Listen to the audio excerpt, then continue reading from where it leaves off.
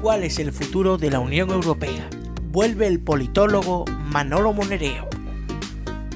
Mañana en directo a las 9 de la noche, aquí en el Círculo TV. Tico-tico tá outra vez aqui. O tico-tico tá comendo meu pulpa. O tico-tico é esse que te alimenta. Fica comendo uma minhaca no pulmão. O tico-tico tá outra vez aqui. O tico-tico tá comendo meu pulpa.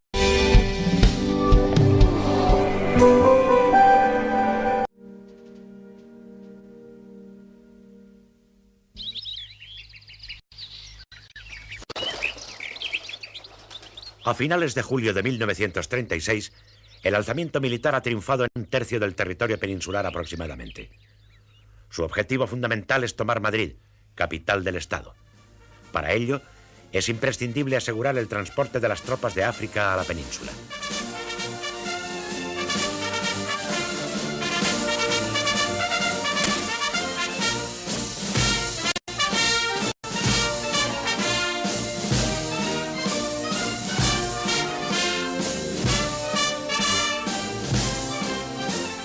El éxito del llamado Convoy de la Victoria permite a Franco trasladarse en avión a Sevilla el 7 de agosto y establecer allí su cuartel general en el Palacio de Jandury.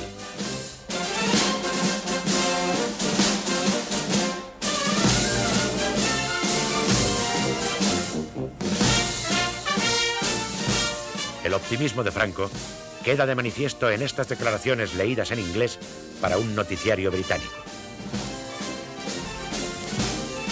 I wish to all those who hear me that they should never go through the same thing, and if they should have the same fate of ours, and they will be invincible. Thanks to the thousands of souls who follow our movement in defense of civilization. Thanks to all those countries who pass through or some trouble and are now offering to us their sympathy and their moral support, and thanks to all those who hear these words to spread them all over the world. Country, religion, family, this is our aim and strength. El 28 de julio se nombra al general Varela jefe de la columna de operaciones, destinada a liberar Córdoba de la intensa presión republicana. Más tarde, asumirá el mando de todas las fuerzas que operen en el sur. Las primeras columnas andaluzas de los rebeldes se forman con contingentes del ejército, guardias civiles y de asalto, y grupos de voluntarios, entre los cuales destacan los caballistas del Algabeño, antiguo torero muy conocido.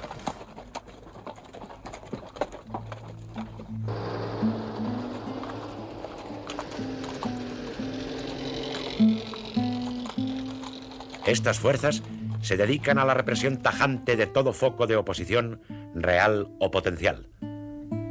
Dejan organizada la retaguardia y la vida civil, clausurando sindicatos, destituyendo ayuntamientos, nombrando comisiones gestoras y encuadrando las milicias. De este modo, garantizan el rápido avance de las tropas. En muchas de estas acciones, llamadas de limpieza o de pacificación, participan aristócratas y terratenientes. Víctimas principales de esta represión son los campesinos que se habían significado en la lucha sindical o en la ocupación de fincas.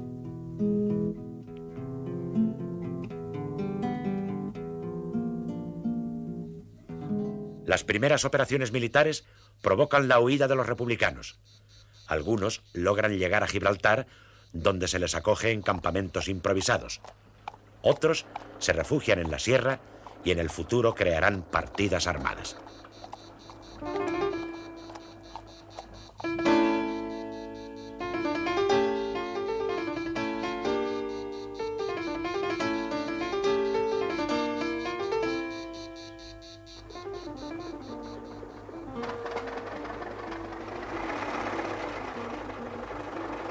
Al mismo tiempo que se producen estos acontecimientos, se decide avanzar rápidamente sobre Madrid. Es el objetivo en el que coinciden Franco y Mola.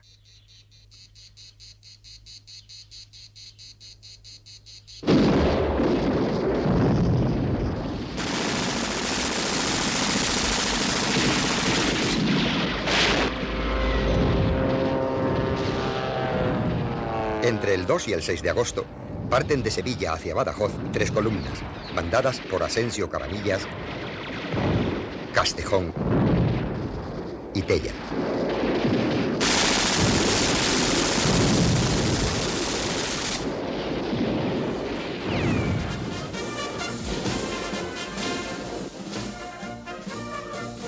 El avance de estas tropas, fundamentalmente constituidas por fuerzas africanas, es rápido, de forma que el día 11, el teniente coronel Juan Yagüe, que toma el mando táctico de lo que ya se conoce como Ejército Expedicionario de Marruecos, se encuentra ante Mérida.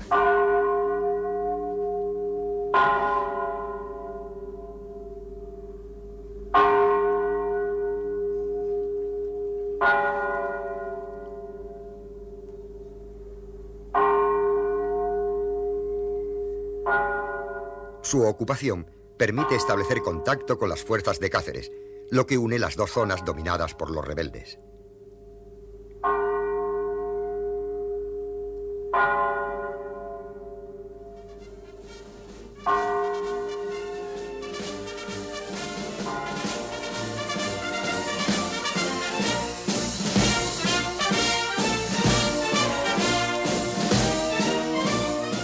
Las tropas del Ejército de África avanzan en los primeros días rápidamente, sin encontrar oposición efectiva.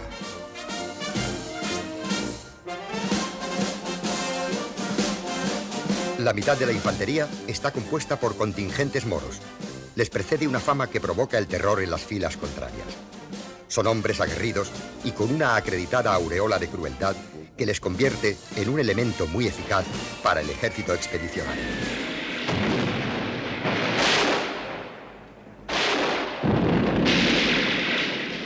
Excepto en Navarra y algún otro lugar, la sublevación se ha producido al amparo de la bandera republicana. No obstante, el 15 de agosto se celebra en Sevilla la ceremonia oficial de reimplantación de la bandera roja y gualda propia de la monarquía. Queipo de Llano altera con la conformidad de Franco el acuerdo a que habían llegado los generales participantes en la rebelión.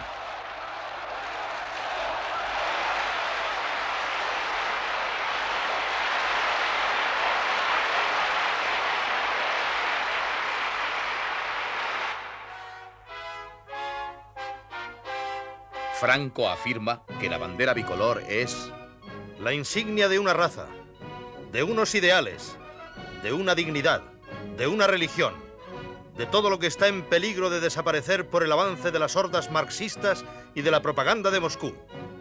Es el oro de Castilla y la sangre de Aragón, y nuestra gesta gloriosa en América y los triunfos de los barcos españoles a través de la historia. Termina elogiando a Sevilla y da vivas a España, coreados por los asistentes al acto.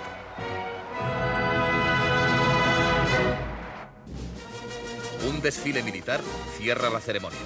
La Junta de Defensa Nacional legaliza la bandera roja y gualda en un decreto del 29 de agosto.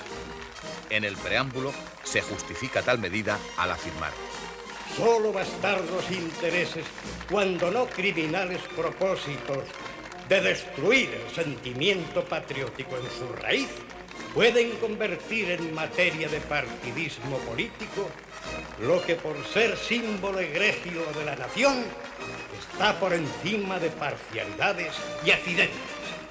La amenaza que supone la acumulación de fuerzas rebeldes en el sur hace reaccionar al gobierno republicano. El general Miaja recibe el 27 de julio la orden de formar una potente columna y dirigirse por Despeñaperros sobre Córdoba y Sevilla. Esta iniciativa trata de impedir el acceso a la meseta mediante el control de la principal ruta entre Andalucía y la capital. La columna de Miaja avanza muy lentamente. En Albacete confluyen las fuerzas procedentes de Castellón, Valencia, Alcoy, Cartagena y Murcia.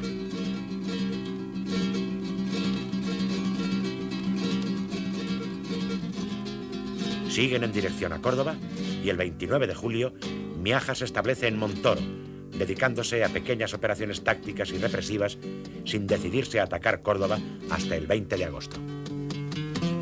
Durante este tiempo, las fuerzas de Queipo de Llano han conseguido establecer enlace con la guarnición de Granada, ciudad que había quedado aislada en medio del territorio republicano. Partiendo de Sevilla, ocupan La Roda, Antequera, Archidona y Loja, estableciendo comunicación por tierra entre las dos capitales andaluzas.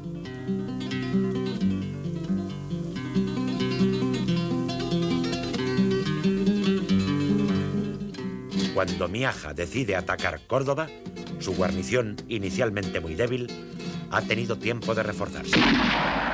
El ataque termina en un rotundo fracaso. Miaja se repliega el 29 de agosto.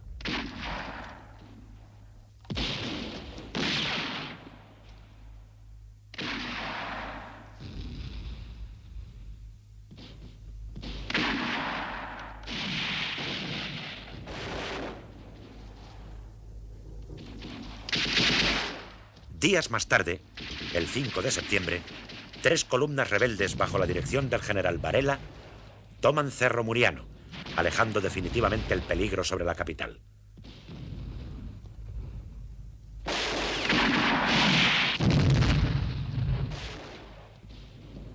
A partir del 21 de septiembre, Queipo de Llano ataca la provincia cordobesa con el fin de hacerse con la cuenca minera e industrial de Peñarroya-Pueblo Nuevo.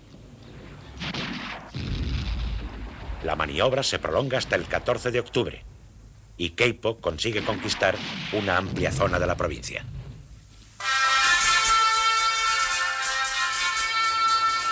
En la segunda quincena de julio se despierta en toda la zona leal a la República un poderoso movimiento de autodefensa que cristaliza en la formación espontánea de milicias para cubrir el vacío que supone la quiebra del ejército regular y de las fuerzas de orden público.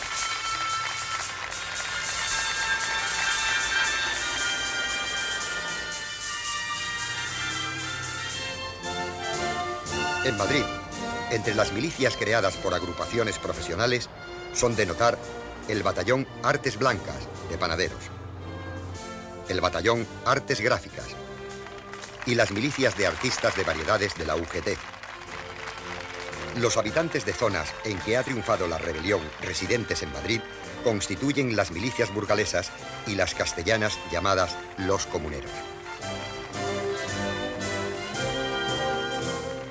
En la euforia revolucionaria del momento, algunas milicias reciben nombres de mitos populares. Es el caso del batallón Aída Lafuente, en recuerdo de la joven comunista muerta en la Revolución Asturiana de 1934, y del batallón Condés, capitán de la Guardia Civil, implicado en el asesinato de Calvo Sotelo.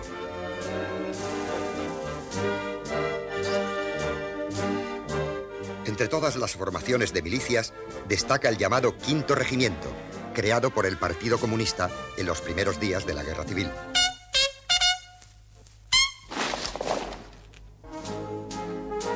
No se trata propiamente de un regimiento, sino de un centro de alistamiento e instrucción instalado en un convento de la calle de Francos Rodríguez. De él saldrán sucesivamente unidades entrenadas para combatir en los frentes. Dentro del Quinto Regimiento sobresalen por su capacidad nombres que tendrán un papel importante en la contienda. Enrique Lister y Juan Modesto. Enrique Castro Delgado. Santiago Álvarez. Y el comunista italiano exiliado Vittorio Vitali, que se hace llamar Carlos Contreras.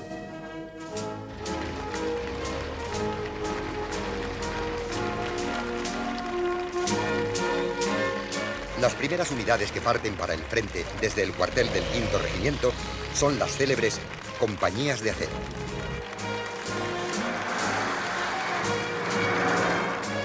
A principios de agosto, un decreto establece la posibilidad de crear batallones de voluntarios con milicianos de 20 a 30 años, pero el reclutamiento no tarda en ampliarse a aquellos reservistas que pueden presentar un aval de cualquier organización del Frente Popular.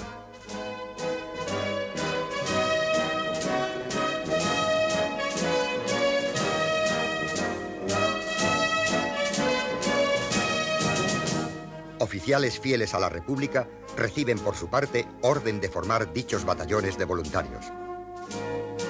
Como en Madrid subsiste parte de la estructura militar del Estado, núcleos de profesionales vertebran los esfuerzos destinados a forjar un aparato de defensa que oponer a los sublevados. Mientras algunos oficiales encabezan las primeras columnas republicanas, otros, desde el Ministerio de la Guerra, intentan recomponer una mínima organización militar. Fruto de ello es la Inspección General de Milicias creada por el decreto de 8 de agosto para coordinar en lo posible los batallones formados por partidos y sindicatos y gestionar los suministros, las municiones y las pagas. Quinto regimiento, con Lister el campesino, con Galán y con Modesto, con el comandante Carlos, no hay milicianos con miedo. Para reestructurar un ejército regular, se crea más tarde la Junta Central de Reclutamiento, que llama a filas a los reemplazos de los años 1933, 1934 y 1935, a fin de incrementar los efectivos en armas. Mientras tanto, algunos sectores revolucionarios se oponen a la militarización y prefieren hacer la guerra manteniendo el sistema de milicias mucho más próximo a sus planteamientos ideológicos.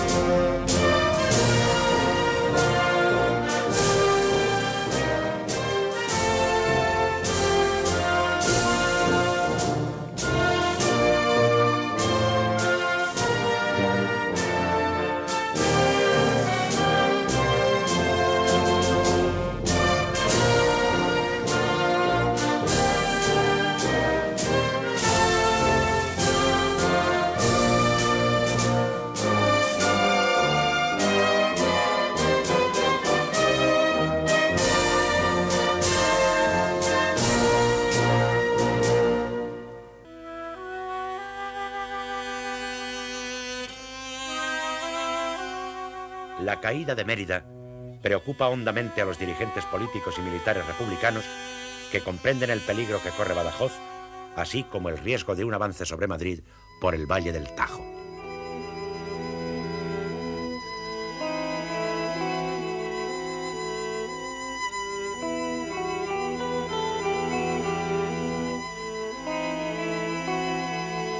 Los refuerzos no llegan a tiempo de salvar Badajoz, donde las fuerzas del teniente coronel Yagüe han iniciado ya el ataque.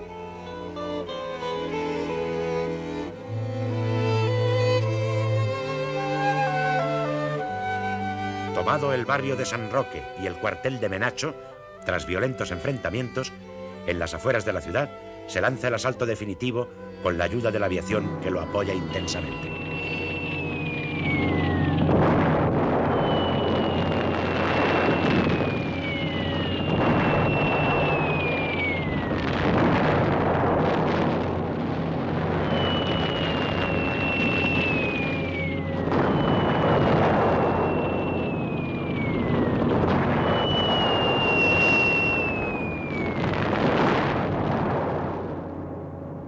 Defiende Badajoz el coronel Puigdengola, que aprovecha la línea de la muralla para emplazar en ella sus ametralladoras. Los legionarios son rechazados repetidas veces hasta que por fin penetran en la ciudad a través de la llamada Brecha de la Muerte, abierta por la artillería.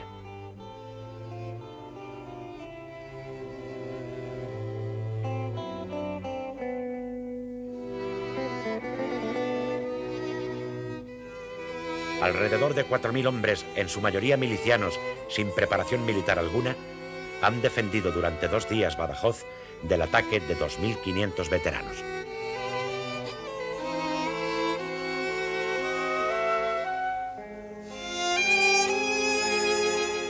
El coronel Puigdengola, el gobernador civil, otros oficiales y aproximadamente más de 1 millar de soldados, mujeres, niños y paisanos logran pasar a Portugal.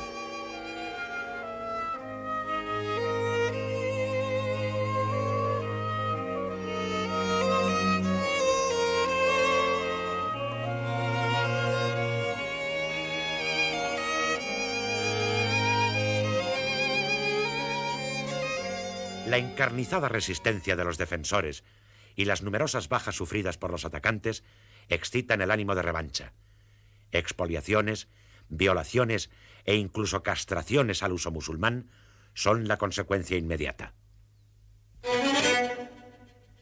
Se identifica a los combatientes vencidos por el amoratamiento que produce en el hombro la culata del mosquetón al disparar repetidamente.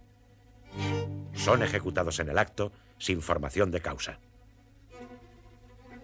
Otros muchos son encerrados en la plaza de toros, donde no tarda en desencadenarse una masacre.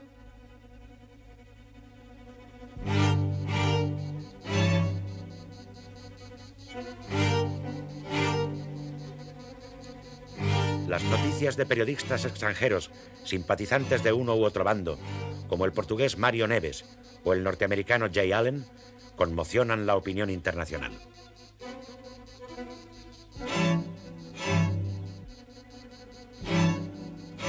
No se ha podido establecer con exactitud el número de víctimas que ha sido objeto de encendida polémica. Los autores franquistas han tratado por lo común de disminuirlo, aunque no han podido por menos de reconocer, siquiera indirectamente, que la represión fue bastante dura. Resulta, no obstante, verosímil la argumentación de Yagüe recogida por John Whitaker, corresponsal del New York Herald Tribune. El teniente coronel había dicho: por supuesto que los hemos matado. ¿Qué suponía usted? ¿Que iba a dejarme a 4.000 rojos a mis espaldas, teniendo mi columna que avanzar a marchas forzadas? ¿Iba a permitir que Badajoz volviera a ser rojo?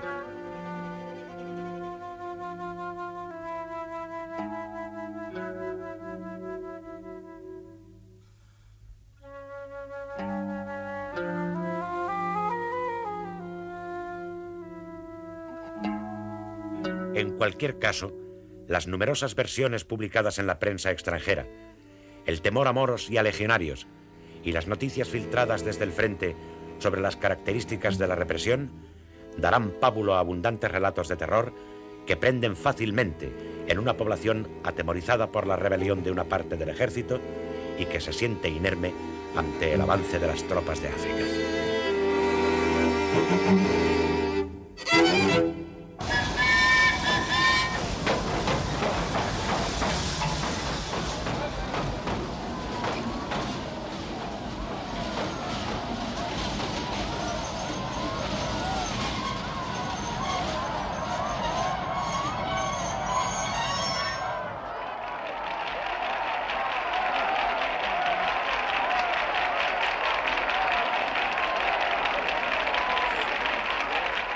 Con la ocupación de Mérida, se produce el enlace entre los ejércitos rebeldes del norte y del sur, que tienen cubierto el flanco izquierdo por la frontera portuguesa.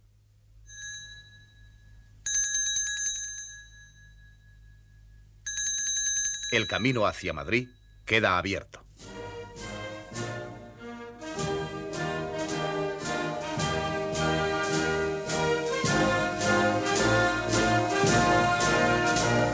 No hay fuerzas regulares, ni mucho menos milicianas, capaces de hacer frente a la profesionalidad y dureza del ejército de África.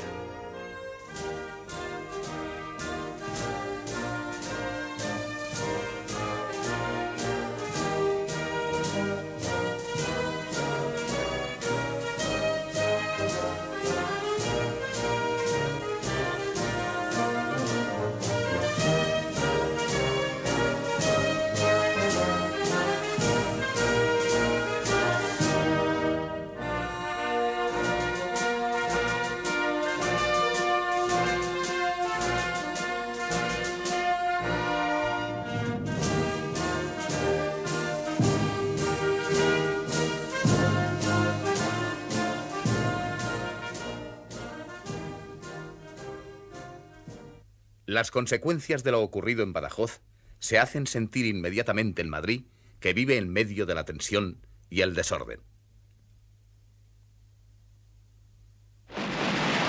El 22 de agosto tiene lugar en la cárcel Modelo la primera matanza colectiva que se produce en la capital tras los sucesos del cuartel de la Montaña. Sobre las 5 de la tarde se produce un incendio quizá provocado por algunos presos en complicidad con funcionarios de prisiones para, en medio de la confusión, darse a la fuga.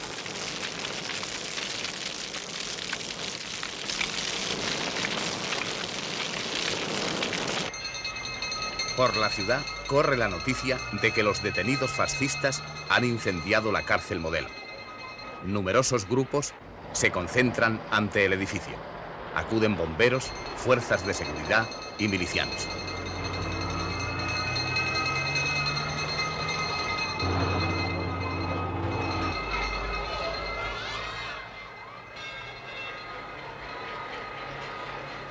Al penetrar en el recinto suenan algunos disparos. La multitud, exasperada, toma la cárcel por asalto. Los asaltantes, dirigidos por comités y milicias anarquistas y socialistas, examinan los ficheros de la cárcel y seleccionan los presos cuyos nombres les son más conocidos. Las turbas asesinan en el patio de la cárcel a más de 30 personas aquella misma tarde. Los asesinatos continúan al día siguiente.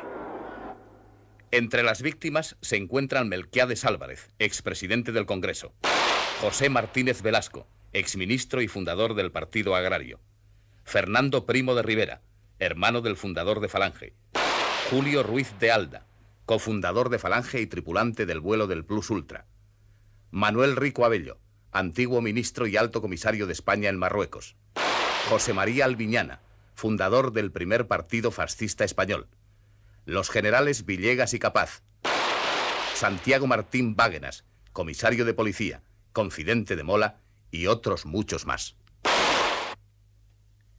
Entre quienes se encuentran en la cárcel y se libran de la muerte figuran Ramón Serrano Súñer, diputado de la CEDA y cuñado de Franco, Antonio Lizarza, director de la Organización Militar de los Requetés Navarros y enlace de estos con el general Mola, y Raimundo Fernández Cuesta, jerarca de Falange. En la prensa republicana se condenan duramente tales actos de barbarie. Julián Zugazagoitia, director del Socialista, escribe el editorial del 23 de agosto. Nos declaramos enemigos de toda acción de violencia, en las personas y en las cosas, cualquiera que sea el designio con que se cometa. La conducta de los rebeldes, cualquiera que sea la sevicia en que la inspiren, no puede servirnos de ejemplo ni disculpa. ¿Acaso no estamos en el deber de probar que somos distintos? El presidente de la República, Manuel Azaña, siente deseos de dimitir, cuando se entera, y más tarde escribe. Yo estaba en Madrid la terrible noche de agosto, en que fue asaltada la cárcel y asesinadas por una turba furiosa algunas personas conocidas. Yo también hubiera querido morir en aquella noche, o que me mataran. El jefe del gobierno, José Giral, lloraba lágrimas de horror.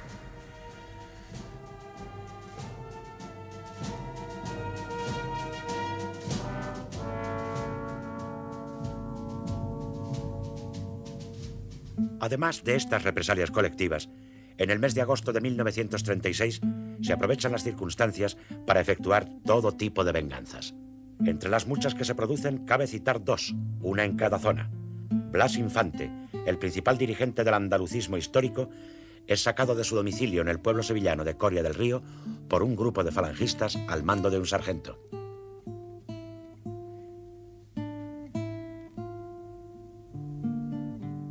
El día 11 de agosto es fusilado en las afueras de Sevilla sin formación de causa. Se le procesa 4 años después de su muerte y aplicando una ley de 1939 por haberse significado como propagandista para la constitución de un partido andalucista o regionalista andaluz y por oponerse de manera activa al movimiento nacional, se le condena después de fusilado a una multa de 2.000 pesetas.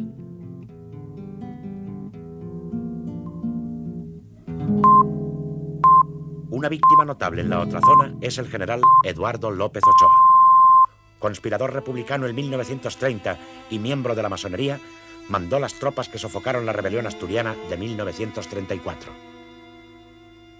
El 16 de agosto está ingresado en el Hospital Militar de Carabanchel. Un grupo de milicianos con la intención de vengar la represión de Asturias lo saca del hospital, lo fusila, lo decapita y a continuación pasea su cabeza por las calles de Madrid.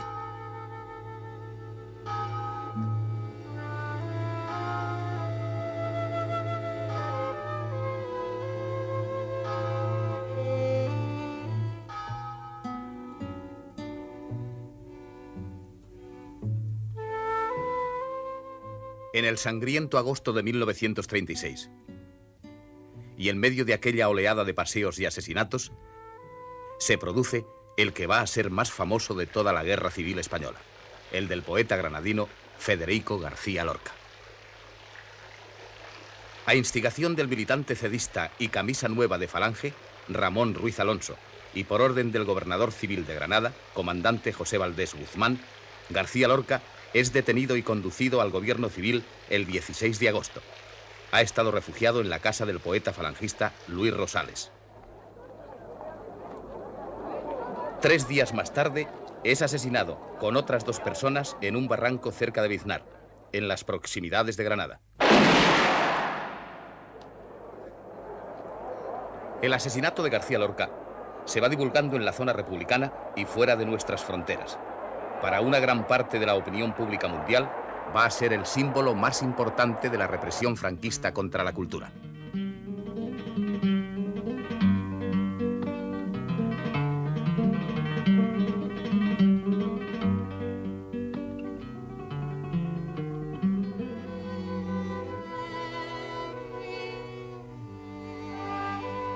La guerra lleva a los españoles a una situación límite.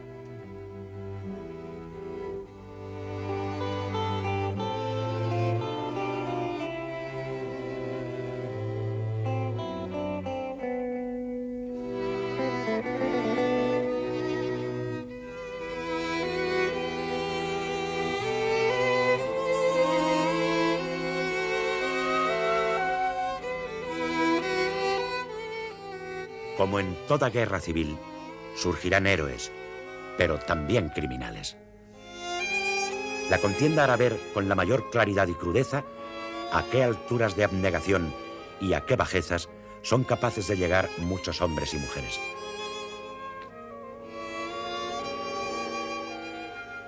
La represión ejercida en ambos bandos muestra el lado más cruel de la guerra, que es precisamente el más difícil y delicado de analizar.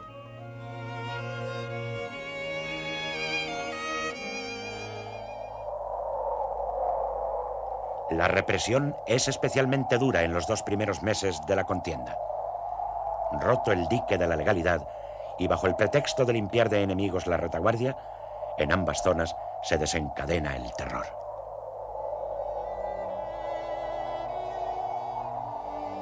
Grupos, partidas o patrullas más o menos incontrolados se dedican a encarcelar y asesinar por su cuenta. Son tristemente célebres los paseos y las sacas de las cárceles en uno y otro bando.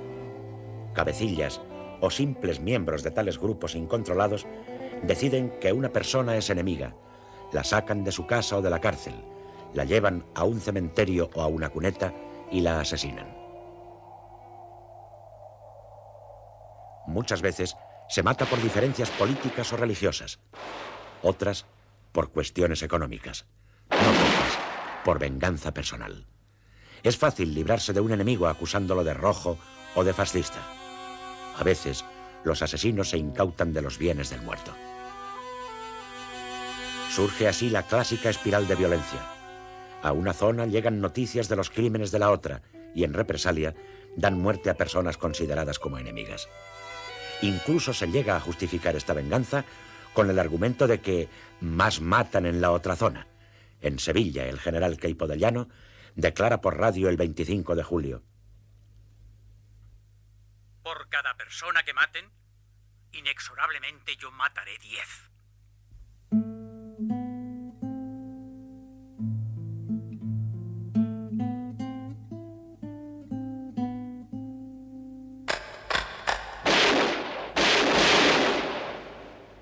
El general Mola, director y cerebro de la conspiración, tenía previsto que en muchos lugares los militares fieles a la República opusieran resistencia, al igual que los partidos y sindicatos de izquierda.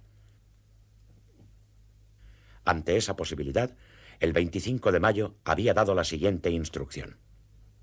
La acción ha de ser en extremo violenta para reducir lo antes posible al enemigo, que es fuerte y bien organizado. Serán encarcelados todos los directivos de los partidos políticos, sociedades o sindicatos no afectos al movimiento, aplicándoles castigos ejemplares para estrangular los movimientos de rebeldía o de huelga. y el 24 de junio insistirá. El movimiento ha de ser de una gran violencia. Las vacilaciones no conducen más que al fracaso. Según relata su propio secretario personal, José María Iribarren, una vez comenzado el alzamiento, Mola declarará: Yo ya he decidido la guerra sin cuartel. Yo veo a mi padre en las filas contrarias y lo fusilo.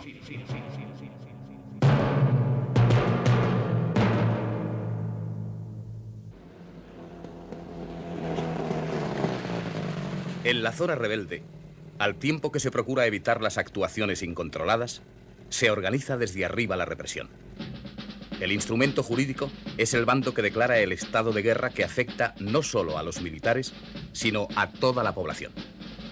El 28 de julio, la Junta de Defensa Nacional lo extiende a todo el territorio dominado por los sublevados. Y a continuación, aplicando el Código de Justicia Militar, se ponen en marcha los consejos de guerra sumarísimos, en los que difícilmente pueden los reos contar con las garantías jurídicas necesarias. Las sentencias dictadas por estos consejos de guerra juzgan y condenan como rebeldes precisamente a los militares que se han opuesto a la sublevación y que han defendido la legalidad constitucional y el gobierno de la República. Son como sentencias al revés, en que los autores de la rebelión del 18 de julio consideran que los rebeldes no son ellos, sino el gobierno del Frente Popular y quienes lo apoyan. Las autoridades de la zona republicana tratan de acabar con la represión de los incontrolados. Los consejos de guerra solo juzgan a militares, puesto que, aunque resulte paradójico, el gobierno no ha declarado el estado de guerra. A los paisanos los juzgan los llamados tribunales populares, creados el día siguiente de los sucesos de la cárcel Modelo, con el fin, dice el decreto, de evitar matanzas frenéticas. Están compuestos por magistrados de carrera y por representantes de las organizaciones políticas republicanas. Actúan por procedimiento sumarísimo y con frecuencia el acusado carece de las más elementales garantías jurídicas. El sectarismo predomina casi siempre. Muchas veces lo que se juzga no son hechos tipificados como delitos, sino simples ideas políticas o religiosas. Entre las víctimas primeras y más señaladas se encuentran los militares que, por convicción, se han puesto en contra del poder dominante en cada zona. Así, en zona republicana, por sublevarse contra la República, son ejecutados o asesinados militares prestigiosos como Godet, Fanjul, Capaz y López Ochoa. Y en zona rebelde, por no adherirse al alzamiento y permanecer fieles a la República, lo son Batet, Núñez del Prado, Campins, Álvarez Builla, Puente Bahamonde, Seco Sánchez y Romerales, entre otros.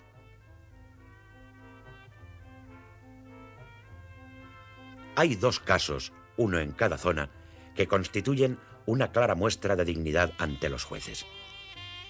El general Manuel Godet Llopis, medalla militar, fracasa en su intento de sublevar Barcelona. El 11 de agosto es sometido a consejo de guerra junto al general Fernández Buriel en el vapor Uruguay, convertido en prisión flotante.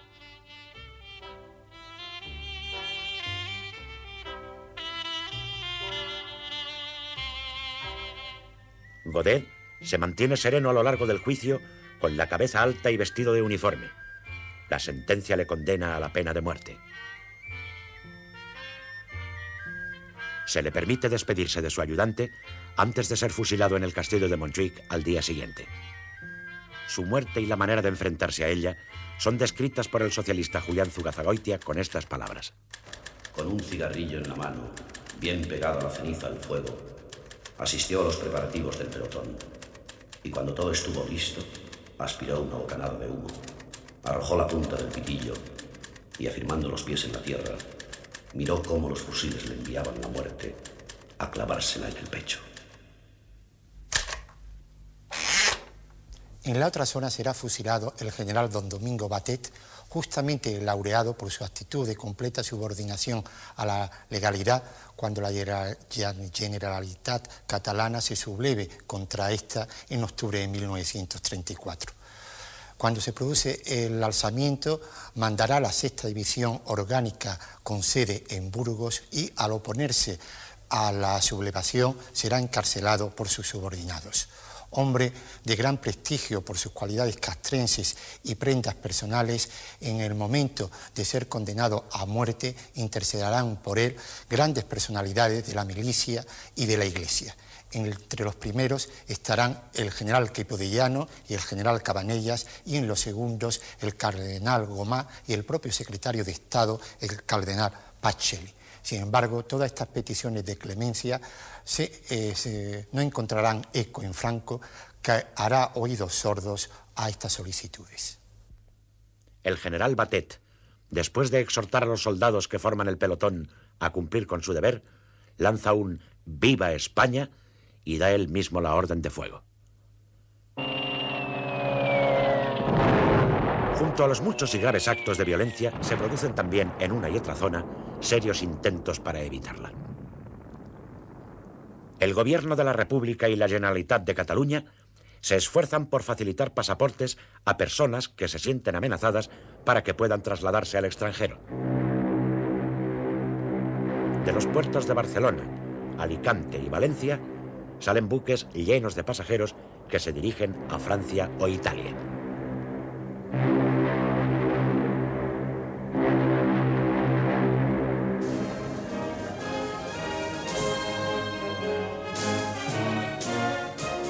En el esfuerzo por humanizar la guerra, destacan las embajadas y legaciones extranjeras en Madrid, que abren sus puertas a cuantos españoles se presentan en ellas pidiendo amparo, así como a los extranjeros cuyos países no tienen representación diplomática en España.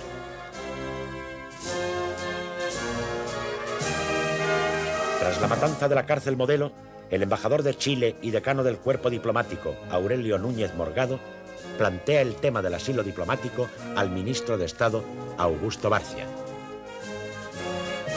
Este asegura que la República respetará el derecho de asilo, como así ocurrió en efecto.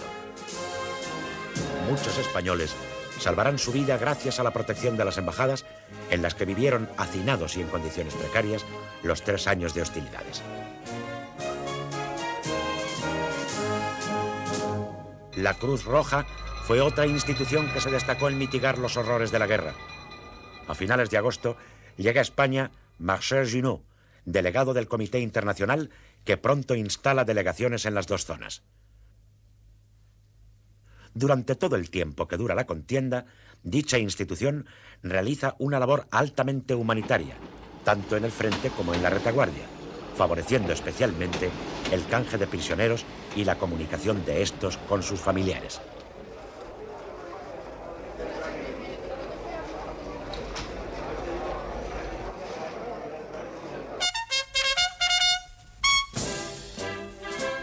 La Marina es uno de los cuerpos en los que más duramente se deja sentir la represión en los primeros meses, si bien no tiene las características ni la forma que una leyenda muy arraigada le ha atribuido.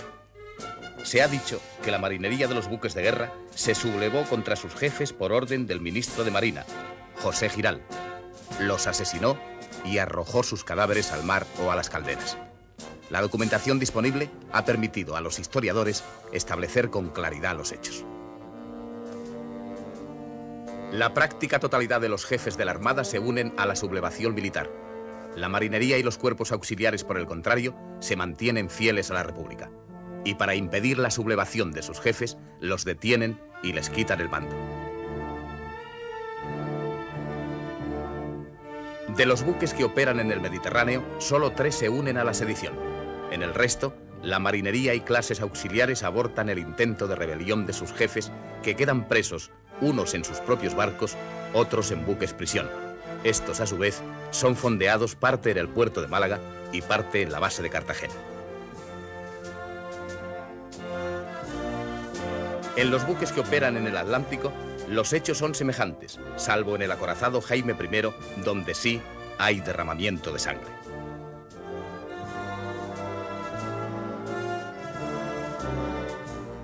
La tripulación, alertada por el radiotelegrafista Balboa, se hace con el mando del buque ante la resistencia de los jefes y se entabla un tiroteo en el que se producen 2 muertos y 5 heridos. De acuerdo con las instrucciones del ministerio, se da fondo a los cadáveres.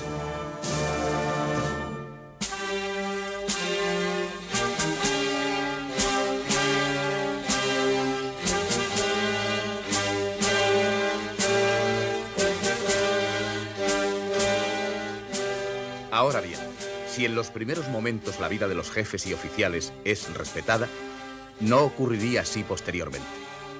Entre el 31 de julio y el 18 de agosto, la tripulación da muerte a los jefes y oficiales que habían quedado presos en sus propios barcos. Parte de los detenidos en Málaga son ejecutados en agosto y septiembre, tras ser sometidos a consejos de guerra. Otros son asesinados sin formación de causa. Las matanzas más graves son las sufridas a primeros de agosto por los detenidos en el penal de La Mola, en Mahón, y en los barcos anclados en aguas de Cartagena.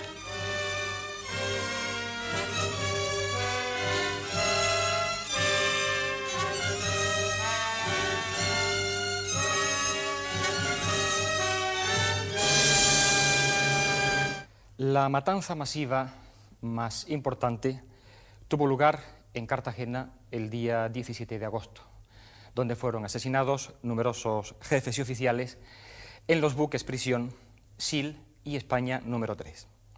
La de Málaga también fue muy importante, pero allí consistió más bien en un lento goteo de asesinatos que duraron hasta mediados de septiembre. De esta manera, la oficialidad de la Marina Española quedó enormemente disminuida, lo cual repercutiría de forma muy importante en su eficacia. En total, fueron ejecutados, la mayoría sin formación de causa, 255 jefes y oficiales de la Armada. También en la zona dominada por Franco, en las bases de Cádiz y el Ferrol, tienen lugar numerosas muertes de marinos que superan el centenar. Los fusilados son juzgados en consejos de guerra. Al revés de lo ocurrido en zona republicana, la inmensa mayoría son suboficiales y marineros, aunque también se ejecuta a los oficiales que no se unen al alzamiento.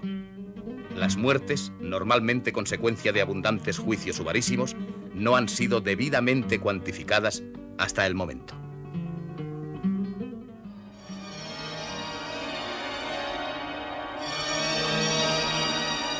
La Iglesia no participa en la conspiración previa al 18 de julio, pero numerosos seglares católicos y sacerdotes apoyan activamente el alzamiento.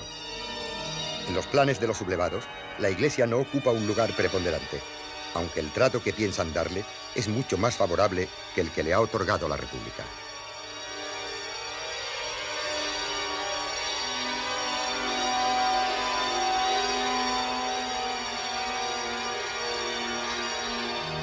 Sin embargo, en la zona republicana, la Iglesia española va a sufrir la persecución más sangrienta de toda su historia, después de iniciada la rebelión militar. A lo largo del mes de agosto, son asesinados una media de casi 70 sacerdotes y religiosas al día.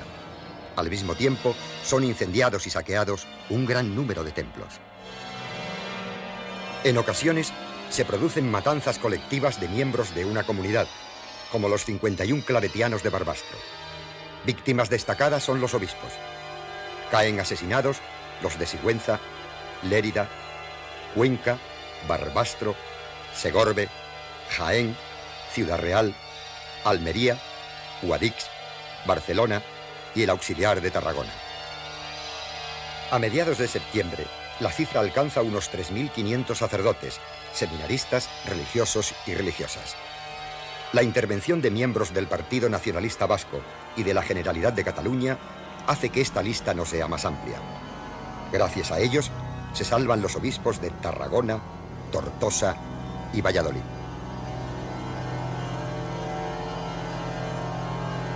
Las autoridades republicanas se muestran impotentes para frenar esta oleada de sangre. Ordenan clausurar los establecimientos eclesiásticos e incautar el patrimonio artístico, con la intención de proteger al clero, los edificios y las obras de arte. Pero se ven desbordados ante el anticlericalismo popular que a raíz del alzamiento militar se ha desatado. en toda la zona republicana desaparece el culto público, excepto en el País Vasco. Hay lugares donde se organiza el culto clandestino a cargo de sacerdotes que han conseguido salvar la vida.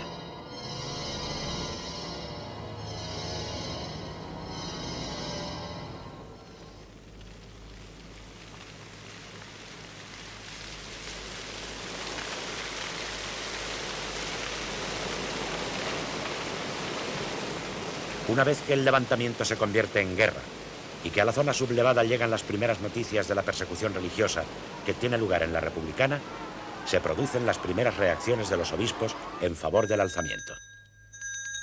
La primera pastoral en la que se señala el carácter religioso de la guerra civil es la firmada por los obispos de Pamplona, Marcelino Olaechea, y el de Vitoria, Mateo Mújica, el 6 de agosto. Los obispos recriminan a los católicos nacionalistas vascos el hacer causa común con los enemigos de la Iglesia. Pero los nacionalistas y una buena parte del clero vasco permanecen fieles a la República.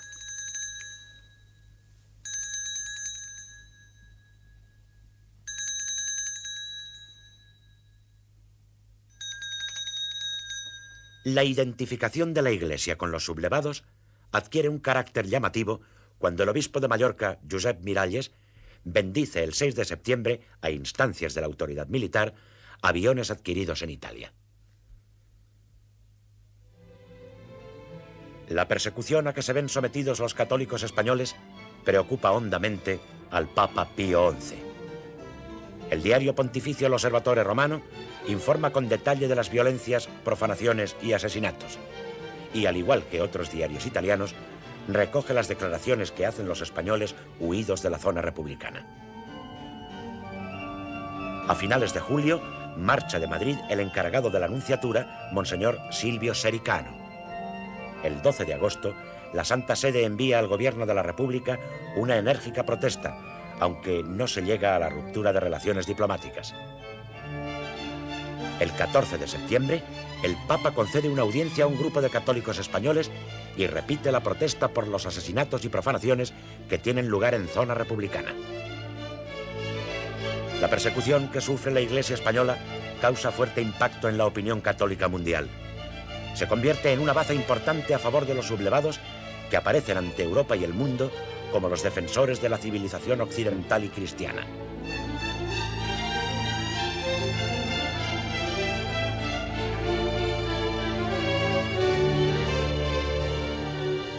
La protección de la religión frente a los ataques de que es objeto en zona gubernamental va a ser uno de los argumentos más poderosos utilizados para legitimar el alzamiento militar y la necesidad de la guerra civil.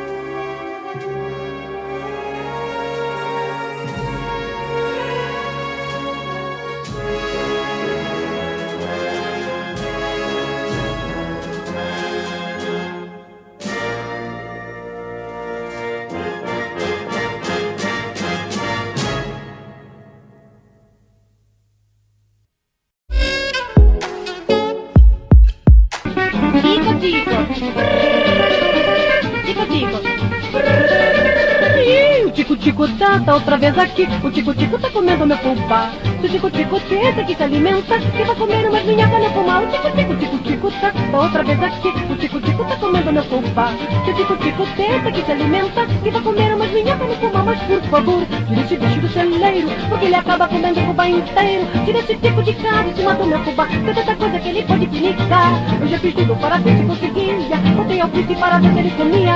Botei um gato, um espatalinho, um sapão, mas ele acha que o fubá é que é boa alimentação. E o tico-tico tá outra vez aqui. O tico-tico tá comendo meu fubá.